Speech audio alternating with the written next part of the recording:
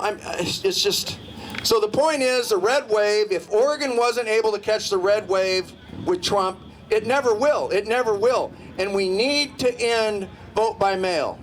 I'm going to tell you some things that you're going to find astounding, and I've verified them at the county clerk's office, and I go in and they kind of answer my question. They're like, well, yeah. You can go using the online portal and you can register 10 people, 20 people, 100 people, and it asks for proof of identification, such as your driver's license number. You can decline. No, I choose not to provide it. And what about the last four in your social security number? Can we have that? No, I choose not to provide it. Okay, thank you. You're a registered voter in Oregon. I'm not kidding you. It's like that. I mean, and I verified this. The Marion County Clerk's Office. Yeah, they didn't like it. They didn't, Now, according to them, they'll send a letter and they'll try and get it. But it's like, how many of these fictitious people are created? And you can go on right now in the online portal and you can click Kate Brown, governor, and you can apparently, and somebody was showing me this, you could change her to a Republican. Why are these things not secure? Why are they not secure? Early in September, I had to drive clear to Baker County to renew my driver's license because of the COVID scam. And a couple days after that, mind you, I'm the Republican nominee for state attorney general. I've been a Republican for decades. Shortly after that, I got a letter in the mail that said, if you don't return this letter, you're going to become an NAV. So I called them up. I said, what the heck's going on? Oh, that's not supposed to happen.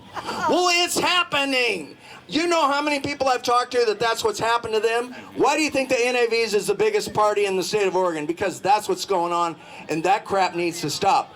And I know that some of these software designers are owned by companies out of California, the motor voter thing, and they're all buddies of Kate Brown. I'm not kidding you. I'm not kidding you. We talked about the dead people voting in Nevada. Multiple ballots going on, all this garbage. What we're doing, our website is michealcrossfororegon.com. That's michealcrossfororegon.com. And I am helping a group. They're raising funds to start an investigation into our vote by mail. And we're going to basically do an exit poll. And I'm going to see if that link should be provided. So before you leave here, hopefully that link will be available. And we're looking for $5,000 to get started. I'm helping them. I'm not in charge of the money. It's not part of my campaign. But I'm giving it a voice because this is something that we need to do. We need to do this. And so basically we're going to be calling people up that voted and say, how did you vote? And see how that matches the official numbers. And it's within 95 to 97.5% accurate. And if the numbers that we're finding are different than what they're reporting, guess what? We're going to be filing a lawsuit. And we need to stop this vote by mail scheme, because that's what it is. It's a scheme. It's a scam. It's a scam. And it needs to stop. So I hope you'll help us pitch in $5, $20, whatever you can do, $100 if you got it. Because this is important, people. This is important. There's $100 right now. $100? My gosh. $100 right now. Come on, people. Step it up. I need somebody with a hat. There's $100. Will you be in charge of that? Yes. I'm not handling the money. Come on, I have bookkeepers for that. So anyway, thank you so much. Thank you so much. Do you have a website? All right. Is there a website? Over there. We have a website to donate? Well, our website, okay, we're going to have a link on our website. Not yet? Okay, before you leave, we will have the link for you, okay? I really appreciate it. You guys are awesome. You guys are, and you know what? I back the blue. I back the blue. Why is that rocket science now? I don't know. I don't understand it. You know what I don't understand is the current Attorney General Rosenblum. Okay, this is somebody that's been elected judge for 30 years, right? And she's been the incumbent for 8 years. Do you know that she thinks she works for Kate Brown? Do you guys know that? Kate Brown's a wicked. She actually said that. She's like, well, I work for Kate Brown and I'm her lawyer. Do you realize how scary that is? This is an elected official saying that they work for another elected official. Have you ever heard of such a thing? No, not in America. She works for the people, the constituents, Oregonians, you and I, all of us. That's who she works for. And she forgot that. Here's the scary part about that, is that in Oregon, attorneys have sworn an oath to uphold, to uphold and defend the Constitution, but also that the attorney-client privilege. So anything that they say together is privileged. And that they've sworn to zealously defend their client. So no matter what Kate Brown does, and this has been going on, Rosenblum defends her. This is not how it's supposed to work. Our country and our state is founded on checks and balances. That's what we need. Or you end up with a tyrannical regime, which is basically what we have. I like that. Because the statute specified she's limited to 28 days.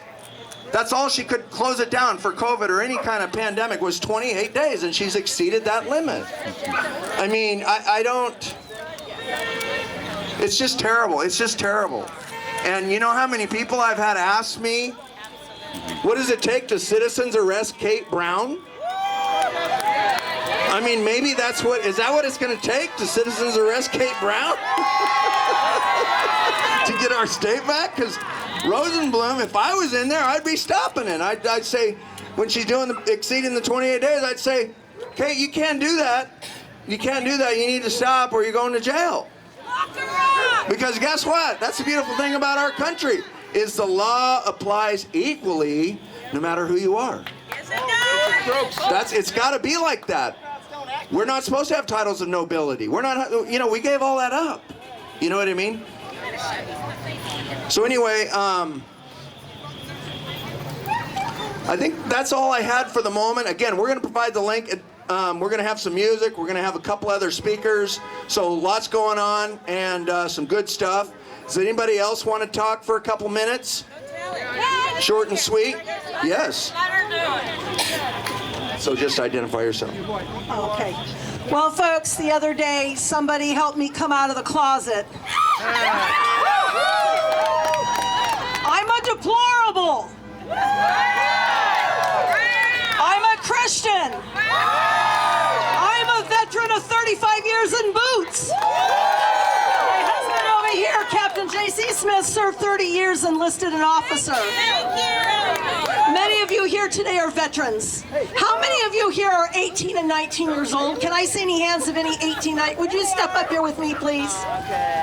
I want all the 18 and 19-year-olds, please, to step up here with me.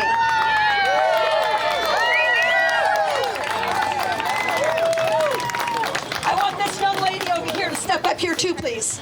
Come on, thank you. Come on, get over here. All 18, 19, 20-year-olds, I would like you to step up. I want you to turn around and face everybody here. Come on, here we go. You are our future. You are what we're fighting for. In 1974, I was 18. 2 weeks after graduating high school, I was in the Army on my way to South Carolina for basic training. I volunteered for Vietnam as a combat medic, as a medical corpsman. I took an oath to the Constitution. I didn't understand what it meant because they hadn't really taught us the Constitution in high school, in public schools, in federally funded schools. At the last minute at Travis Air Force Base, I found myself rerouted to Korea. I was in Korea when Vietnam fell 4 months later. I befriended many of the 18 and 19 and 20-year-olds that were college students at Seoul University and Ewha Women's University. And they were taking me to rallies where they were doing the same thing we're doing here right now. Because they were living under dictatorship. President Park Chung-hee would decide that you didn't have a right to wear pants. That as a woman, if you stepped off the military base, you had to wear skirts or dresses.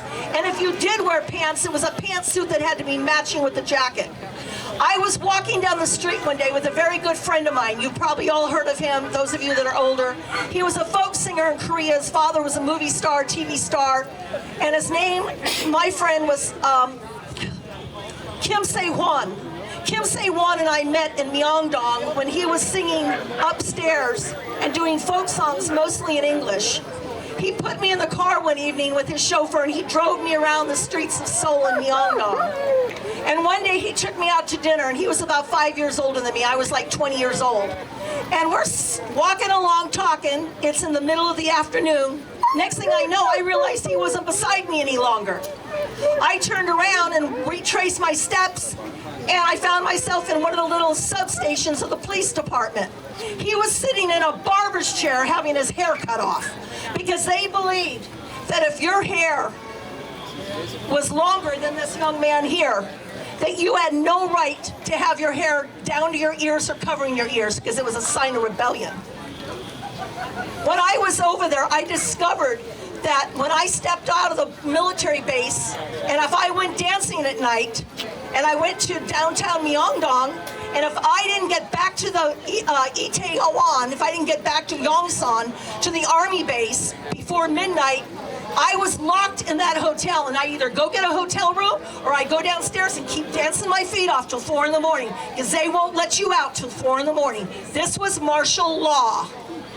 This is what I was exposed to as an 18, 19, 20-year-old. And I would travel with the students from Ewha Women's University and Seoul University, and they would show me what their westernized country was becoming under tyranny and dictatorship under President Park Chung-hee. Years later, I began to discover what was happening in our country. When I started doing radio in the 1990s, for 5 years I built up the listening audience, and I was in California. Eventually, we ended up giving our show, my show, to a young 24-year-old who had never done radio before. You all know him as Alex Jones.